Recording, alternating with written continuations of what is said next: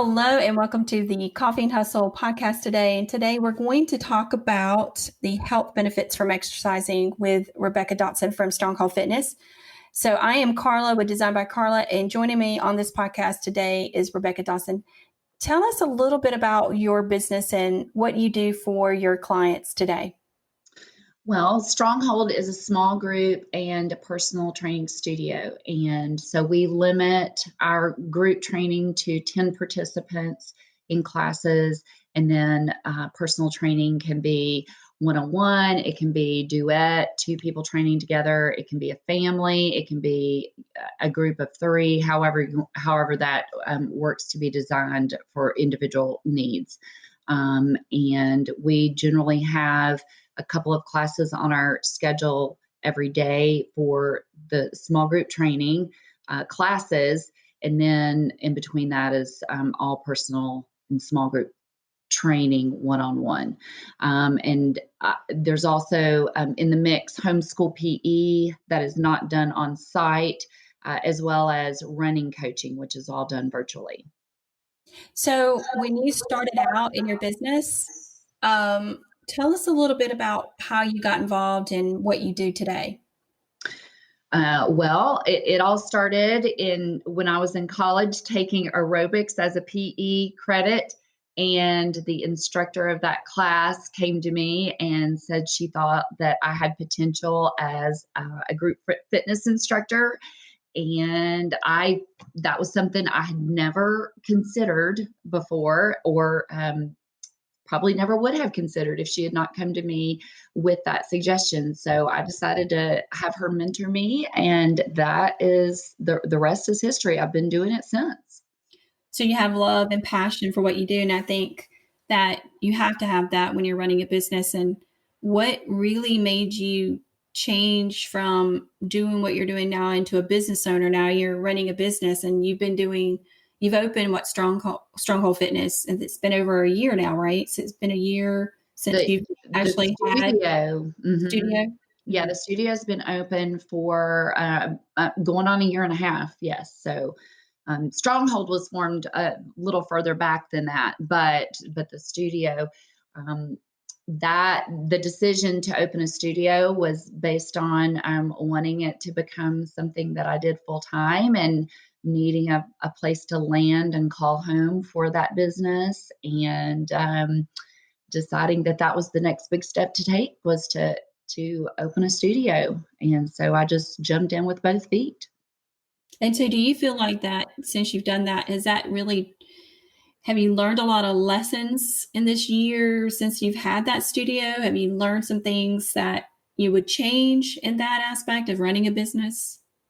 Oh my goodness. The learning curve has been huge. There's just doing what you love to do, doing what your craft is, as in my case, being a trainer, is a lot different than being a business owner. And just learning all of the ins and outs of the business side. I mean, I'm still very much daily learning all of those ins and outs. And what it takes to be successful is there's just a lot. There's a lot to it that probably if I had known all that there was to it when I had jumped in or considered jumping in, I might not have done it. So, sometimes ignorance is bliss. and I'm glad I'm learning as I go, instead of knowing it all, because I might have been too scared to do it. Well, I've been in business for almost 18 years. And I have to say, you learn a lot of lessons over the years. So I don't think there's really not a time you're not learning something. Even after all these years, you're still going to learn new things about not only yourself, because you learn a lot about yourself.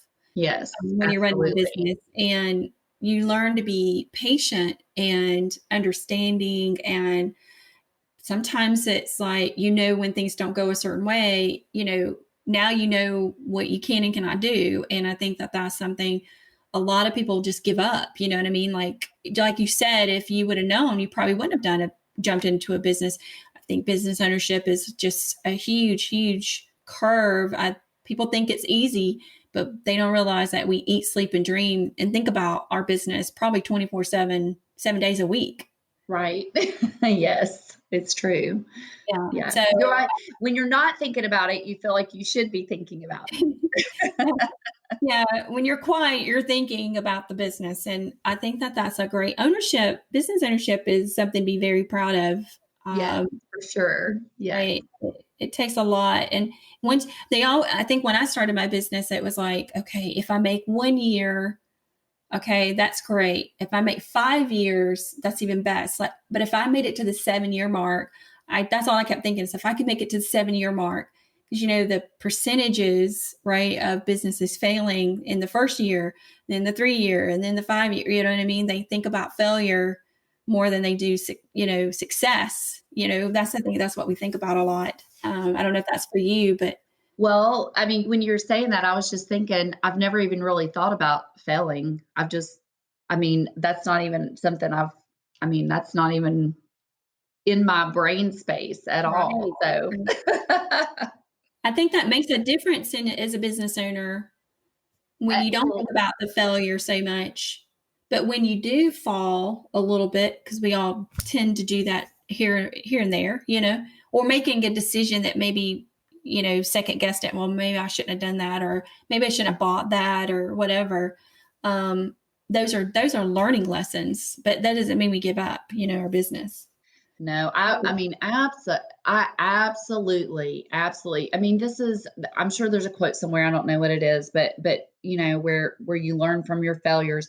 I mean, that is just, or road bumps that come in, like right now, like in the middle of what's going on in the world right now in the quarantine. I mean, you take all of that, and every time I've had a situation like that, I've learned so much, or I've pivoted in a way that has made me more successful. So I truly, truly believe that if you allow it, you'll become better because of mistakes and because of road bumps.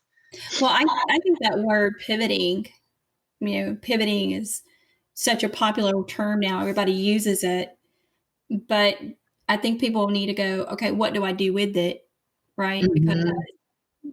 even after we get to go back to work full time or in an office, or, whenever things get kind of the norm, what we call quote unquote the norm, that word pivoting, I think, is one of those things where we learn a lot about what it is that we want to do with our business now, and do we keep the things that we're doing now, and do we, move forward and move into that where we're still doing those pieces for those clients, you know what I mean? So I Right. think the word pivoting is such a term that people use a lot, which I've used it, I think pivoting is a good term to use. Yeah. So when you're thinking about exercise, all right, so I always think that exercise is one of the healthiest ways for our mental aspect. People are dealing with a lot of anxiety, a lot of stress. So for you as an exercise, guru here, right? Or the guru of exercise. What do you normally tell your clients now to help them with that anxiety and stress that they're dealing with? What do you do with that? Well, I think as I've gotten older, the message and what I want people to get out of exercise has changed in the message that I send out to them. And I mean, it's about quality of life. It has to be. It has to be. The movement that we do has to bring us to a higher level of quality of life, instead of just being about losing weight or about a specific size or about burning a certain amount of calories. If it enhances what you're doing in your everyday life, if it enhances your love for gardening, or if it enhances your love for some other kind of hobby, or just movement, or playing with your grandkids, or whatever that is, then that is how you need to think of exercise. And when you think of it that way, it is going to reduce your stress. It is going to reduce your anxiety. It is going to bring you enjoyment. Well, I think that what advice would you give to people that are just getting into exercise? Um, well, first of all, you take baby steps, because so many people, they decide that they're going to start exercising, and then they go all in full force, and then they realize that they can't hold that schedule of how many times they're going to class, or they're doing too much too fast, and they get hurt. They injure something, or there's all kinds of things that go wrong when you do it all at once and go too fast. So the biggest piece of advice I have is start slowly. And start with activities that you are going to enjoy, because those are the things that are going to be sustainable. It has to be about doing something sustainable. Just like when you're changing your diet and you're trying to eat healthier, if you choose to do something that is over the top, it's not going to be sustainable. And so you're not making lifestyle changes. And if you're not making lifestyle changes, what happens when you stop doing that? Whether you stop the diet, whether you stop the exercise, what's going to happen next? So it's all about making choices that are going to be able to be sustained over the long haul. So if you had a choice from exercise or diet, which one do you suggest most when it comes to Well, diet has to be first. Diet is 85% of. It's your fuel. It's you are what you eat. Really, there's truth to that. The fuel that you put in your body is, you're not going to put bad gas in your car. You're going to fuel your car with good gas. You've got to fuel your body with good food, and good fuel. So that the exercise, as important as it is not more important than the diet. Diet's always first. And what do you normally do to suggest that the diet? Where do you start from that? How do you get people to start thinking that way? If you're, I deal with so many individuals one-on-one, and that's how I prefer it, because then you really can have those deeper individual conversations, and meet people exactly where they are. So it's the individual. If you've got an individual who comes to you and they're looking to change their way of eating, you start small. Okay, let's say that they have 3 sodas a day. Well, you talk about, that's probably something that needs to change in their diet. But instead of saying, okay, you need to give all those up, you suggest that they, try to give up one of those a day. And once that becomes a sustainable pattern, then you can give them to give up the second one. But it all has to be done in a way that is going to leave them feeling successful. So it's totally dependent on the individual. Do you feel that you should have a cheat day? Say that again. Do you feel like people should have a cheat day? Yes. I don't know that it needs to be called a cheat day. Um, I, I think that there needs to be, it just depends on your goals. It depends on, are you trying to lose weight? Are you trying to change habits? Whatever that is, what does a cheat day mean? Does it mean that you're going to just go all out crazy for a day? Does it mean you get, an extra big portion at a meal? It's all dependent. I think that allowing yourself grace in certain circumstances is it's important, because if you don't, then it's going to not feel like something that you want to do. I think my biggest sinful food is barbecue chips. Oh, really? Yes. I don't know why, but sometimes, like, if somebody brings home a bag of barbecue chips, it's such a piece that I can't resist. I don't know. What would be that food for you if somebody brought it in the house and you almost cannot resist it? Nutella. Really? Yes, I have a serious weakness for Nutella. Yes. So Oh, much yeah. so, so much so that I have my children, when we have it in the house and I'm trying not to eat it, I have them take it and hide it and only bring it out when we're making a sandwich or something with it. But it can't just be in the pantry. Most people would say it would be desserts or ice cream, or they crave sweets, and I don't really crave the sweets. I crave the barbecue. They're spicy. There's something Yeah. about the spice. I don't know. I love spicy foods, but barbecue chips are very sinful for me. So Oh, I'm just yeah. gonna say barbecue. Well, with all of those little things that are weaknesses for us, there's two things that I think have to happen so that we don't end up, gorging on them. First of all, I I tell everybody this. This is across the board, no matter who I'm talking to. Meal prep. You have to prep.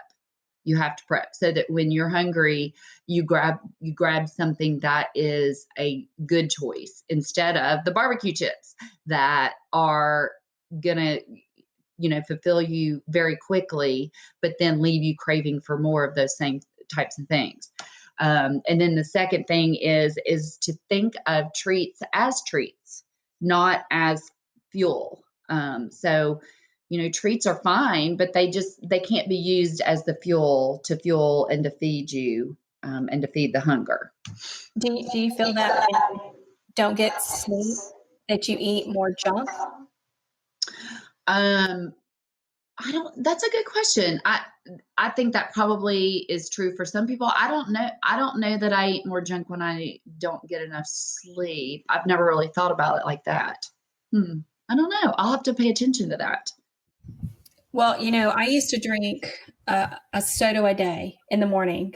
Dr. Pepper was my choice. Oh, okay. Yeah. And I decided to give up soda years ago. I actually don't drink it that often. I think it's every so often I'll have a soda. Um, I almost cannot drink it anymore Hmm. because it's so heavy. It doesn't even taste right. I don't know about you, but when you start creating a lifestyle change in the way you eat and drink things, um, it is, it changes your mindset. I think it changes your taste buds and what you want. So I mean, for me, it's like one of the things I enjoy now is not only do I drink coffee, I drink different kinds of teas and Hmm. I really enjoy that. So, what would be a favorite tea of yours? Do you drink a lot of teas as well? I drink green tea. I try to drink a cup every evening. And my youngest son, my 10-year-old son, and I both drink tea together in the evenings. You were talking about losing that craving for Dr. Pepper, which when I was younger, I really liked Dr. Pepper as well. But I will tell you that you really can change those. I don't know if it's change your taste buds, but you can really change what you like, because I forever drank my coffee. I'm a coffee drinker. I drink 3 cups a morning. And I used to forever drink it with a teaspoon and a half of raw sugar and a little flavored creamer. And I never ever thought that I could drink it any other way. And I drink it black now, for the most part. So, and if I do have it, like sometimes, if I do have it with a little something in it, I mean, just a little bit in it, or it's too sweet for me. So the way I used to drink it, I would not drink it like that anymore at all. So you really can change that. Well, they used to say that if I think every 7 years your taste buds change. Oh, I didn't know that. Huh. Yeah. So that may be where some of those cravings change. I mean, I actually eat different kinds of vegetables now that I used to not eat when I was growing up. I think, if it wasn't a cucumber or lettuce, there wasn't anything else that was going in my salad. And Oh. now, So there's hope for my children. yes, For my 14-year-old who doesn't want most of the vegetables I try to feed him. I Maybe eat. his taste buds will change. Yeah, because growing up in a southern atmosphere, there was collard greens and mustards and Yes. squash and okra, and I was just like, oh, that's gross. And now I crave it. I want it. I Yes. love collard greens. I love cabbage. I love squash. I love all the kinds of vegetables now. I don't even really like tomatoes that much. I know some people gonna not like me about that. I mean, that's supposed to be a Southern tradition, but some people eat tomato sandwiches? Put what is it, bread with mayonnaise and salt and pepper. Yes. Oh, yes. They eat their tomato sandwiches that way, and I just cannot get into that. I'm Oh, sorry, but that's my that limit. a BLT is probably my favorite sandwich. Yeah. No, if it's not got egg on it, then we got a problem. Like some people who like peanut butter, I think sandwich was with peanut butter and banana, and I was like all against that. And now I'm just like, oh, that is something else. Now I have to tell you, peanut butter with banana on it. That's a little bit. Oh, I yeah. grew up. I was a peanut. I ate banana sandwiches. I was a Southern. Banana sandwiches with a little bit of mayonnaise and pepper. My children think I'm crazy, but that's how you grew up eating banana sandwiches. I know that was crazy. I know it sounds gross, but that's how we ate them.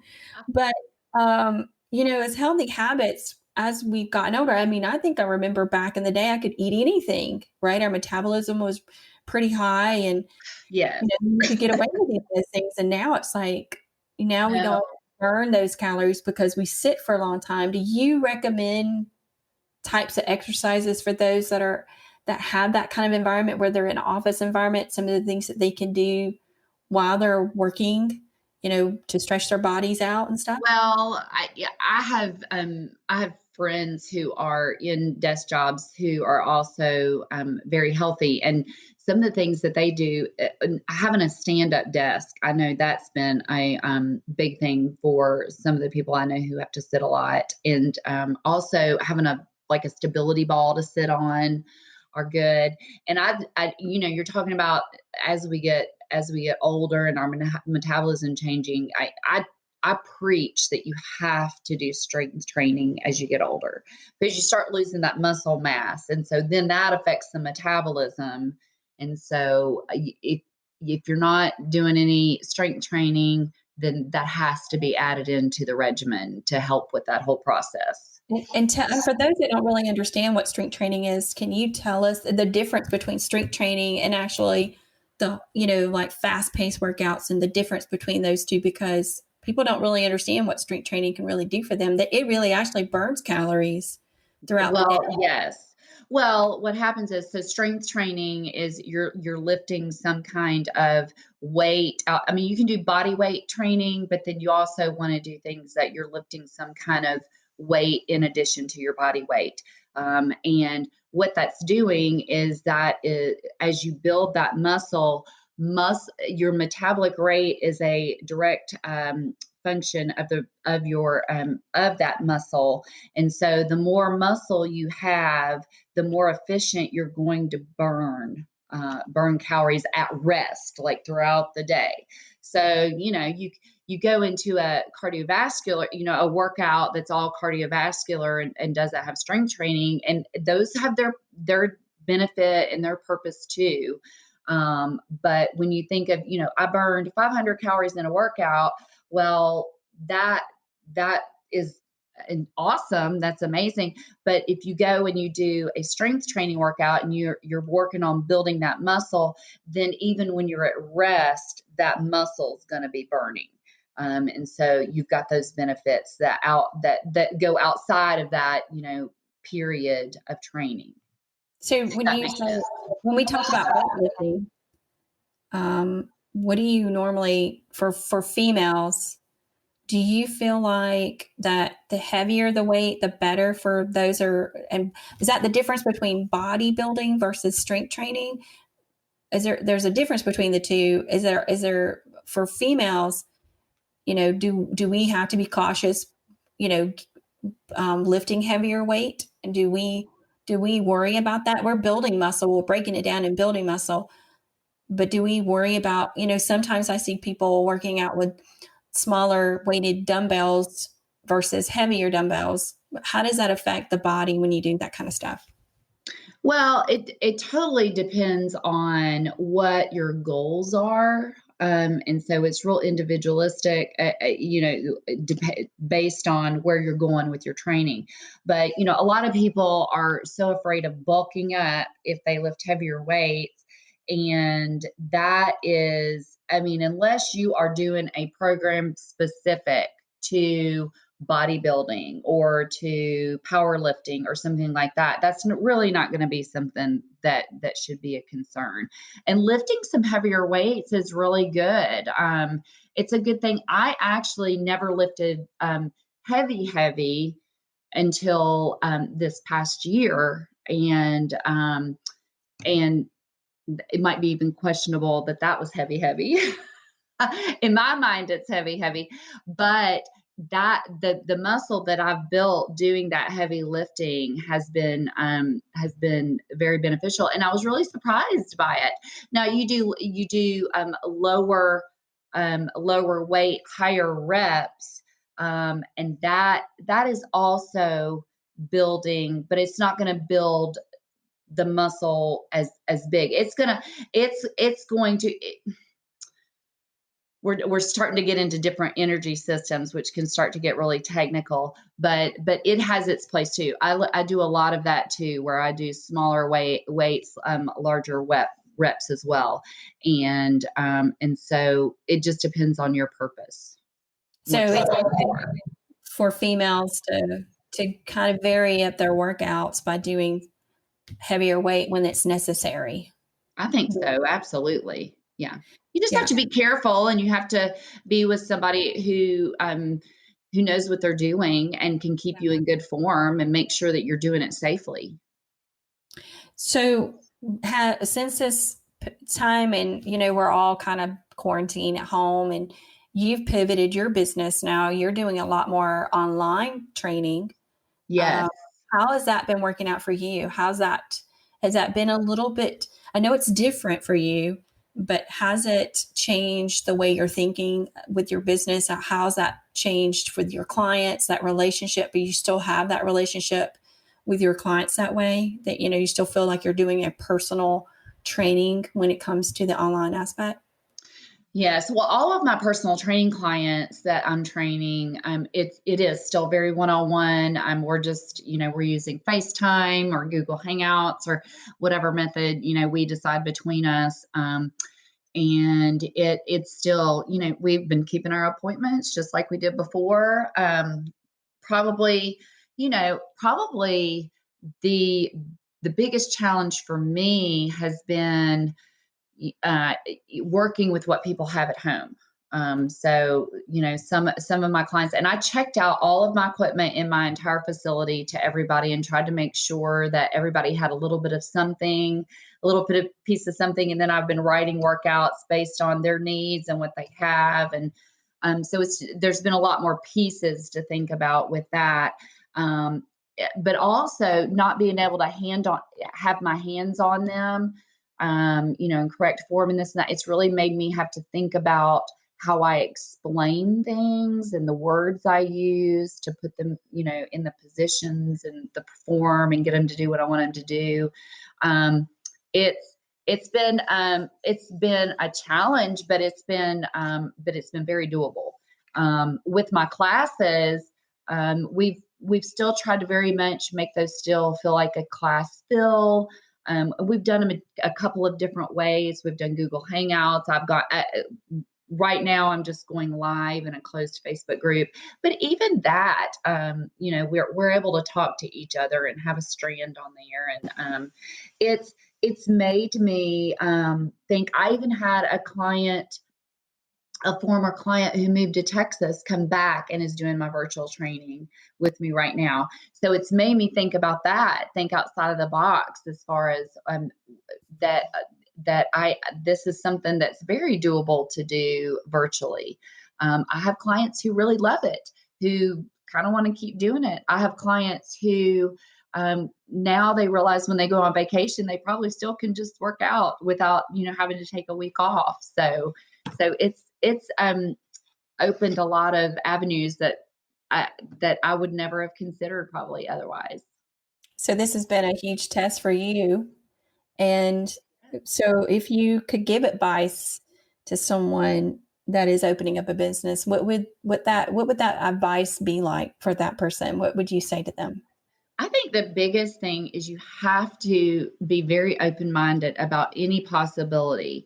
I mean, anything that comes at me that even if it doesn't seem um, doable, I at least try to keep my mind open to it. And even if it doesn't seem like something I want to do right at this moment, I try to keep it in my head and think that don't ever discount any possibility, how out of the, how much it might not seem like it might be something I want to do, still keep it in my mind as a possibility.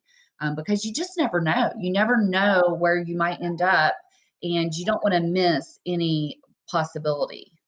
I think that I can honestly say that when I started my business, I don't think I would. First, I didn't know if I was going to make it this far, right? You don't think, like, hey, it just like you wake up one day and go, wow, 18 years, right? And then you think about all the history that goes behind it of like, how did you get this far? And people will ask you questions and like, well, how did you know that? How did you figure that out? Do you feel like that sometimes? Do you feel like that in some ways or another that you're like, how did I get here in business? And you're like, how much further can I push this? Because now you're teaching online and now you're thinking like this could be a possibility that I can push it in another direction. Absolutely. Well, a few years ago, I, I, I can't, I didn't come up with this quote, but this was just something, it was kind of a theme in my life at the time: expect the unexpected. Yeah. And I say that I'm like, who knows where I'll be? I mean, Lord knows, did any of us a year ago think that we would be in this situation right now? I mean, the unexpected is what is ahead of us. And so yes, who knows? Who knows where I'll be? But yes, I have every year thought, wow, I mean, I didn't, I mean, and I know we do as business owners, if you're doing like your 5-year plans or your 10 years plans, you've got ideas, but it's still, even within that, I've every year thought, I can't believe I'm here. I can't believe I've gotten to this place. And so, yeah, it's been such a journey. And and that's not just with business, that's in life in general, for I think sure. that's huge stepping stones. And I think that when we appreciate those things and we really sit back and think about it, that we're kind of in that awe moment, like, ah, I can't believe it. But then you start thinking about, or how do I change my business to where it needs to go? I think we always have to look forward, even though we're right here in the middle of what's going on with us, right? And we always have to look forward. We always kind of have to plan ahead, whether we know we're doing it or not. But we do have to say this is that a lot of people would give up during this time. A lot of businesses would fold because they think that they don't have a chance, or they don't believe in the things that could possibly happen for them. Was there ever a moment where you thought, oh my gosh, what am I going to do? Or did you just kind of like, no, I got this? Did you feel that way? No, I never thought that. No, absolutely not. No, no, I don't know. I guess I grew up with the mindset of you solve problems. I mean, if you have a problem, you figure it out. You have a headache, don't complain about it, take some medicine. I mean, like, I mean, I don't know, but I grew up with the idea that if you got sick, you just take medicine. You didn't go to the doctor. We right. didn't go to the doctor. I don't remember ever really going to the doctor or being sick. Yeah. I don't Yeah. even remember halfway times, we got I mean, I remember like a shot or two here and there, or I had an ear infection, I had to get some medicine. But I don't remember ever really going to the doctor when I was a kid. And Yeah. I don't know if anybody else feels that way. I think maybe our age groups are changing and the things that we're eating or exposed to are changing. But, being healthy is so important. I think that's just something but also I agree with you. My dad always said this quote, there's this quote he would say, he said, there's two kinds of people in the world. It's either, do you want to be a follower or a leader? Yeah. And I think, believe me, I was like, well, you know what? I'm not a follower. I'm a believer, and I think that sets you apart from other business owners. Um, and you know, you can only copy people for so long, right? Because there's people Mhm. like me are in the industry all day long, just like you. There's people like you in this industry as well, but somehow how do we stand out? That I think that's how we move along and keep doing what we do. Right. Yeah. I mean, Well, and I mean, honestly, outside of just the income, I mean, I've built my business on taking care of people and wanting to develop a community where people feel like they're taken care of and that they come to me and they're known. And I know the things about them to be able to take care of them. I know that, this person has a hurt wrist. So when they come to me, I need to have an alternative for them to doing things that are going to hurt, push-ups or that it will hurt their wrist or something like that. And so when all of this came about, I mean, I felt like I had to take care of everybody and I was going to figure out a way to do it. And so to me, that was really important that all of my clients in this time just didn't feel like they were abandoned and that I was going to be able to still take care of them no matter what. So, that was part of it too. well, and I think that's, we have to set ourselves up for inspiration. So if you could say that one person inspired you, who would that be right now? Who's that one person in your life that inspired you to be where you're at today? Mm, gosh. Or is there more than one I person? was going to say, I mean, my family in general, my both of my parents and my brother, just all of them in different pieces have all been very influential in me being where I am and working hard. I was raised to work hard and to not be afraid of work. And I just feel like if you're willing to work hard and to really dig in, then then I mean, that's half of it is just not being afraid of the work and afraid to do it. I have a brother who he owns his own businesses and physical therapy businesses, and he's been very successful. And I've watched him build from the ground up and make choices that helped him in that business, So and Rebecca, that he's really we're gonna inspired go. me We're gonna in a end lot our of ways. podcast here real soon. I want to go through 5 questions, getting to know Rebecca. Are you up for the 5 question rapid fire? Sure thing. Okay, so I'm going to give you. Here's your first question. If you were famous, what would you be famous for?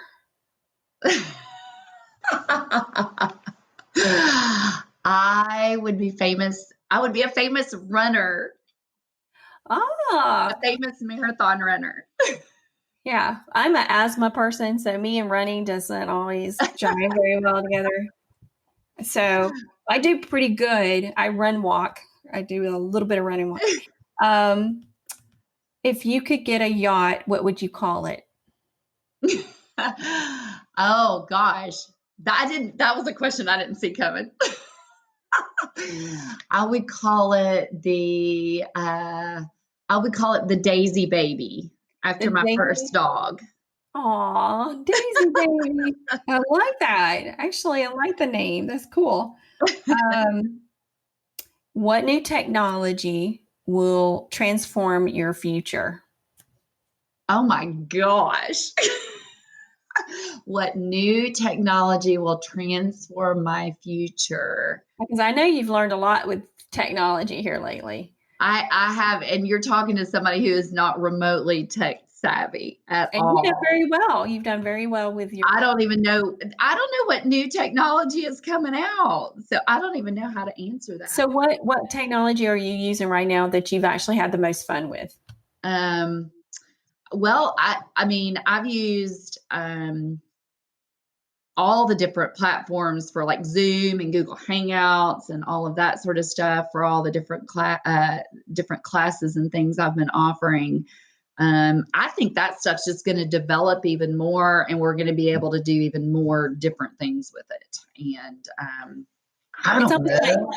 I would say it's almost like the Y2K. When Y2K came around, technology, we were forced to upgrade our computers and Right? software. Remember that? Yes. And this kind of reminds me during that time when we're kind of forced into the technology world. Some of these programs have been around for a while, but I don't think they just were not ready for us. If this probably would have happened like several years ago, I don't think we'd be ready as Right. business owners. But I think technology for you is like live video, right? You've done very Yes. well live video, so maybe that's some of your things that you can continue to keep doing is video for sure, because I Oh, think you've done very well. absolutely. Yes. If you were stranded on a tropical island, what would the two things you would want with you? Oh, the two things I would want with me on a Nutella? tropical island. Yes, Nutella. No, I've always said that if I had to eat a meal, one meal every day, like stranded, I would. This isn't the question you asked, but I'm saying this anyway. I would want to eat eggs with avocado and apples with Nutella. That would That be my that's it. meal of choice for every meal. But what I would want with me on an island would be, I'm thinking, outside of like just regular necessities. Can I have a person with me, or does it just have to be a It thing? can be a person.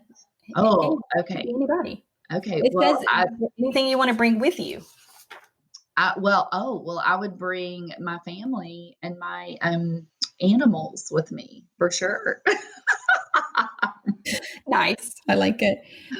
So, if you had came across a time machine, where would you want to go with your time machine?